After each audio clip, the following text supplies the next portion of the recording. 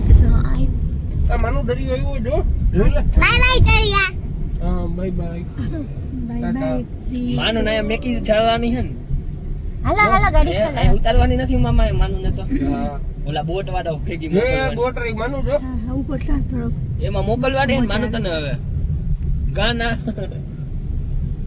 મને હવે ન જીવને જવું.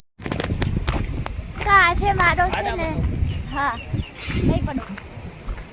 આજે અમે છે ને અત્યારે ગંગેશ્વર મહાદેવના દર્શન કરવા માટે આવ્યા છીએ. તો આ મહાદેવની સ્થાપના મહાભારત કાળમાં થઈ હતી. મતલબ ગંગેશ્વર મહાદેવ કહેવાય. ગંગેશ્વર મહાદેવની સ્થાપના મહાભારતના 5 પાંડવોએ પોતાના મહાદેવની સ્થાપના અહીંયા કરી હતી દરિયાની વચ્ચોવચ્ચ. તો પછી ભગવાનને છે ને એમને જે શેષનાગ વીંટાયેલો છે ને એ 5 મુખવાળો છે. અને એટલે 5 પાંડવોએ સ્થાપના કરી. પંચમુખી જે સાપ વીંટાયેલો છે ને એને પણ. તો ભગવાનનો કોઈ અભિષેક કરવા માટે કોઈ પૂજારી કે એવું કોઈ જાતું નથી. સમુદ્ર પોતે જ મહાદેવનો અભિષેક કરે. તો હું તમને એનો આખો વ્યૂ બતાવીશ. ગંગેશ્વર મહાદેવ દીવ આવો તો અહીંયા આવવાનું અચૂક ભૂલતા નહીં.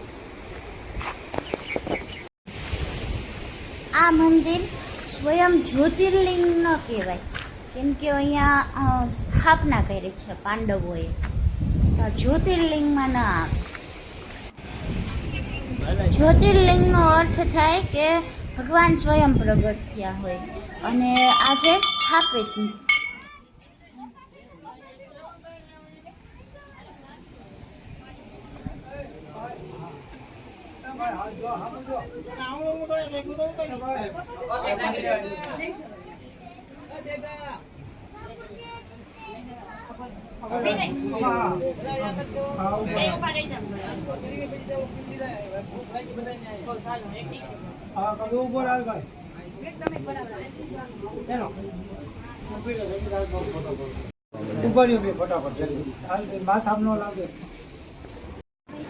તો મેં તમને જે મૂર્તિ બતાવી ને એ મૂર્તિ સુધી પાણીના મોજા સાંજ થઈને ત્યાં એ મૂર્તિ સુધી પહોંચી જાય. મતલબ ભગવાનના શિવલિંગ સુધી.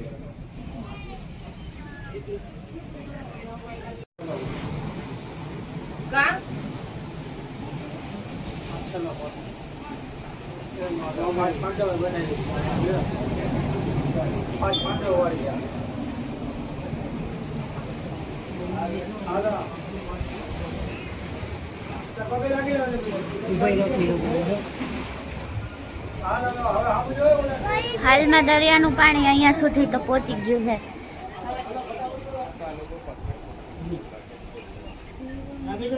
જુઓ આ એ સાપ છે પંચમુખી.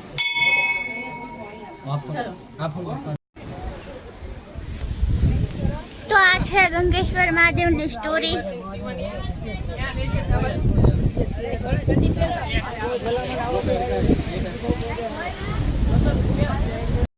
અહીંયા મને એમ છે કોઈ મંદિર મોટું મંદિર બનવાનું હશે તો એનું કન્સ્ટ્રક્શન કામ પણ ચાલુ છે.